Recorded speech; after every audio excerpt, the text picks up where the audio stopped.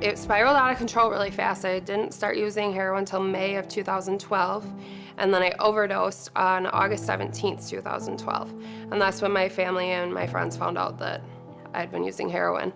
I went to rehab, and at that point in time, we thought that it would cure me because we didn't know absolutely anything about addiction and what it entailed. And I was in intensive inpatient in Michigan for 6 weeks.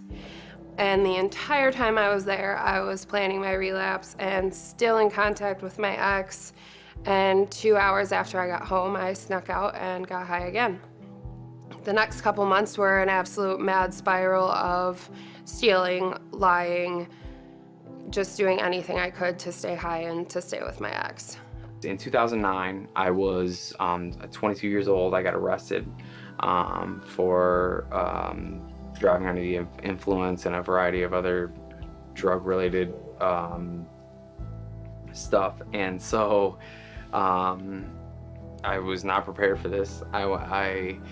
This was a shocker to me. And so immediately I started going to treatment. I got a lawyer, and my lawyer said, "You just got to stop using drugs.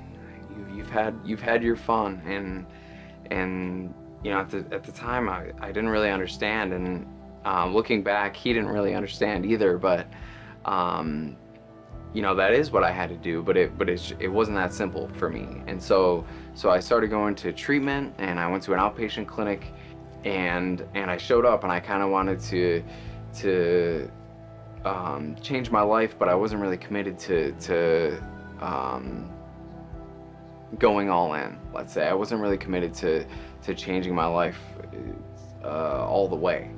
So then probably like 22, 23 is kind of when I started like experimenting with harder drugs. I started using like Molly and acid and Coke, and probably did that for like 2 years. So from then on, I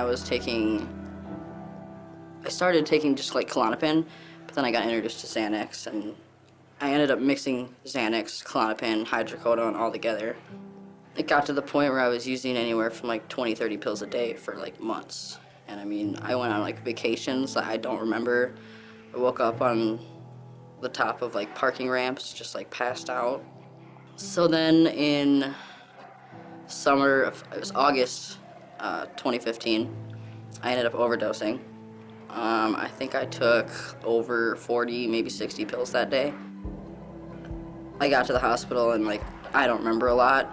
I barely remember the ER room, but I remember being in there for like 3 days, and I was like a mess. I was horrible to my friends, horrible to my family. I made a nurse cry. They had like police officers stationed outside my room for, a couple days. And I know that like if I would have just gone home and gone to bed, like I would not have woken up. I met this guy, and we decided that we should move out together, and we were both heroin addicts. I was like, withdrawing and sick, and I just remember laying there, and I was like, okay, I gotta go home. And that was like this close to my rock bottom. So then I came home here, and I was sober for like 2 weeks, and then I immediately went back to shooting it again. And my rock bottom was when I went out to my trash can that had been sitting on the side of the road for like probably 4 days, and I dug through my trash to find my needle so that I could shoot up again. About 20 years old, I met who is now my ex-husband. And I would say with that same young mentality, I was exposed again to opiates at a stronger dose this time, and Oxycontin. Turns out, like I said, he was exposed to opiates at a young age, was using them with alcohol at a young age, even younger than myself, and was still kind of into that, okay, where then we both, after talking with each other over several months, are exposing how we both enjoy doing that. So when we start again, and then that kind of all in very short amount of time spiraled off into, bad heroin addiction, And we actually committed a lot of crimes during that time, still trying to support our heroin addiction. This is what, for me, when crimes first started happening for me, when I lost my jobs because of drug addiction and stealing from jobs, stealing from people at my jobs because of easy access to money. That turns into stealing from people you don't know, stealing from my parents, who I would never steal from, people who I would never steal from, my friends, who don't want to be around you anymore at this point because you're stealing from them every time you're there, or you're high every time you're there, you know?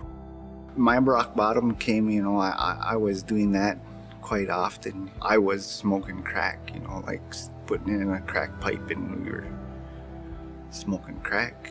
There was a lot of chaos in my life and, it was just constant chaos. It was constant and I was expecting it to get better and it wasn't, the choices I was making. I had a counselor down here call me up out of the blue one day. Hey Ira, how you doing?